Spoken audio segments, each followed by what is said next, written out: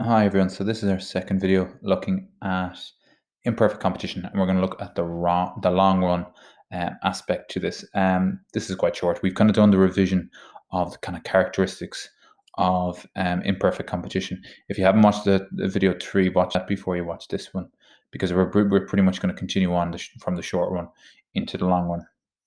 My little timekeeper has gone to bed finally, so it's just me, but this won't take us more than 7 or 8 minutes, I think, so it should be fine. So really what we need to figure out is what's actually happening in the short run. And in the short run, profits are being made. Too many profits are being made. Supernormal profit is being made.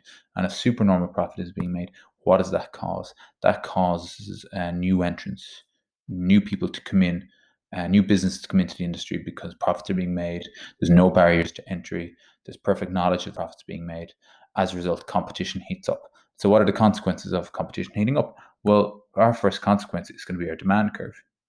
If more entrants come in, is there going to be the same demand for our products? Not really, which means our demand curve is going to shift left. Okay, our demand curve is going to shift left. So that's one problem. One problem is the demand curve is going to shift left.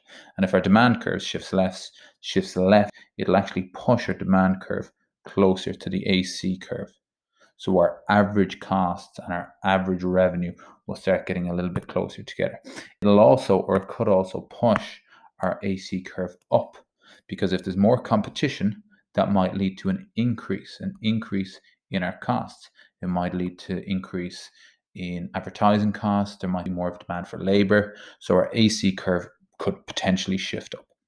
Now, as I draw the new graph here, I'm not going to put a shift in the AC curve right or a shift in the demand curve left. I'm just going to draw this and draw kind of brand new. But just bear that in mind when we're drawing this, that it does cause a shift in both of those curves. So let's start kicking off again. And first thing we need to do is we need to draw our X and Y axis like so. Okay, so this is, just bring this down a little bit. Perfect. And this is our long run for, what are we doing? Long run for imperfect competition. So as we draw this, a couple of things that are going to be as normal. The only thing really that changes between drawing this is where our AC curve shifts, or where our AC curve kind of hits. So as I said, our average, our AOR curve, our demand curve, is going to shift down, but it kind of retains the same kind of slope. So we just draw this straightforward enough. And that's called our AOR curve. It's also our demand curve. It also shows our price. And let's just use the same colors. We have our MOR curve, and MOR curve has a lower slope, or a greater slope, should I say. And we've looked at that in class. We looked at the theory behind why the MOR curve and the AOR curve look like so. So if you're not 100% sure why that occurs, there will be a video on costs in, I think it's chapter 6 maybe. So just go back and have a look at previous units or previous videos on that. What have I forgot to do again? I forgot to put in my price, and I forgot to put in my quantity. Okay. Other thing that doesn't really change is our marginal cost curve. Kind of is quite similar to our short run average cost curve. So it swoops up like that, and that's fine. And that's our MC curve. Okay. So what is happening here? What do we need to know before we go any further? We know that we always produce where MOR is equal to MC, and that's our point of equilibrium. This point here is where we are going to produce. So even straight away here, you can say we're gonna produce right here. So before we draw anything, before we draw our AC line, we know we're going to produce here. And it's always tricky drawing in the AC line, because this is the one that needs to be perfect. But if we know the theory behind this, it shouldn't be much of a problem. So what's the theory behind this? The theory behind the long run is that more firms enter the industry, which means that all of this supernormal profit has just disappeared. And if our supernormal profit disappears, are we making any profit at all? Well, in the long run, you'll have firms coming in and firms going out. We should eventually come to some sort of equilibrium point, and we should be making what's called normal profit. And normal profit, as we know, is included in a cost. And where our equilibrium point really needs to be, it needs to be right there.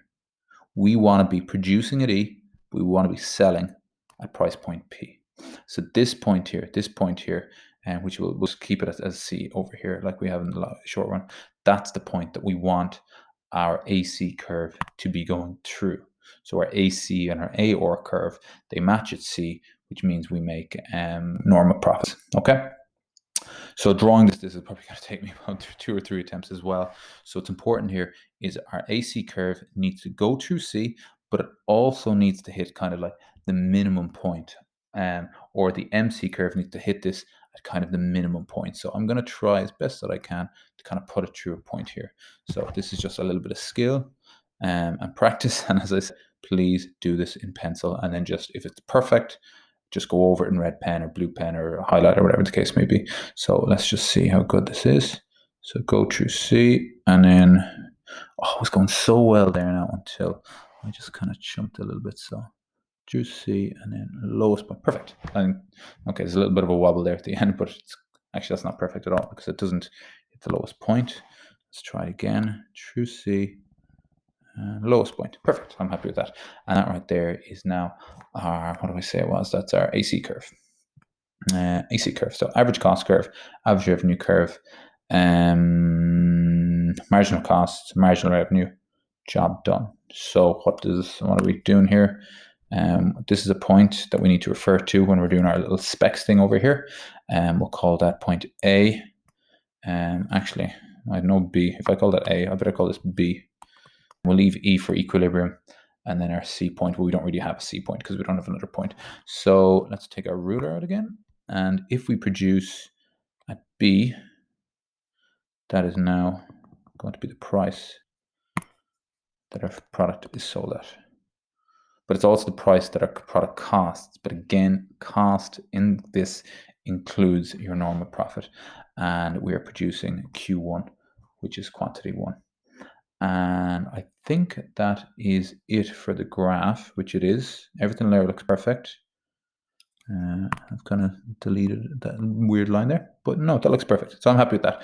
So next thing we have to do, last thing we have to do, is we have to discuss what's actually happening here. So again, let's go back to our S, P, E, C, and S. And again, just a little bit of revision. What does S mean? It means supernormal profit. So again, we're just going to come back to these ones here. SPECS, S is supernormal profit, P is what price we're charging, E is where it's equilibrium point, C is what's the costs, and S is efficient use of scarce resources. So let's just, and again, we just need to state this out. S&P is not being earned. Why is it not being earned? Because your average revenue is equal to your average cost. And remember, your average cost contains normal profit. Okay? Hope that makes sense. And why is S&P not being earned? Because firms are entering the industry. Okay. What does P stand for? P stands for what we're producing and the quantity or the price and what we're producing. So producing at Q1, where MR is equal to MC, and selling at P1. Okay. E, equilibrium point. Equilibrium is at E. Again, why are we doing it there? I've kind of repeated myself here, but anyway, it doesn't matter, no harm. Where MR is equal to MC. What does cost? What does C mean? C means costs. So costs are at point A in this scenario. You can see here our point A. So we should be producing there, which is our lowest point of our AC curve, but we're not. So let's just state that we're producing at E, or sorry, we're producing at B, which is not the lowest point. Not the lowest point of, or we should not the lowest cost point of production, if that makes sense. So we can produce it a little bit cheaper, but we're not. We're producing it at B. And why are we producing at B? Because we always produce where MR is equal to MC. And then the last one is S, because we're not producing at the lowest point of the AC curve again, is we're not producing. So again, we're kind of repeating what we wrote there to the left. But anyway, let's do the whole thing. Not producing at the lowest point. And therefore, we are inefficient. inefficient use of scarce resources. And that is it. So as we can see, what's really happening here, I'm just going to repeat what I've already said about 6 times. We'll do it again. Short run, supernormal profit is being made. It attracts new entrants into the market. As entrants are attracted, it pushes up the price. It pushes up your average costs for a variety of reasons. Again, mainly because increased competition, increased marketing, increased advertising, increased cost of labor. It's a more competitive labor market. It may push down your AOR curve, your average revenue curve, decreased demand, and because it's pushing up and pushing down, this gap right here is getting smaller. As a result, when we can move to the long run, produce at this point here, which is point B, our average cost and our average revenue are equal. But again, included in that is your normal profit. So you're just making normal profit. You're not going to find a bar owner, a restaurant owner, or a clothes shop owner that has mega money. You're not going to find these people who are super millionaires. It's kind of when we get to the next stage of the market structures where they start dominating the market and they become either oligopolistic competition. I know I can never say it, or a monopoly. But in this situation, you're never going to earn your millions unless you take out the competition or buy the competition, become a monopoly. That is it, I think. I think I've done that okay. So any questions, just throw it up here. Any comments, throw it up here.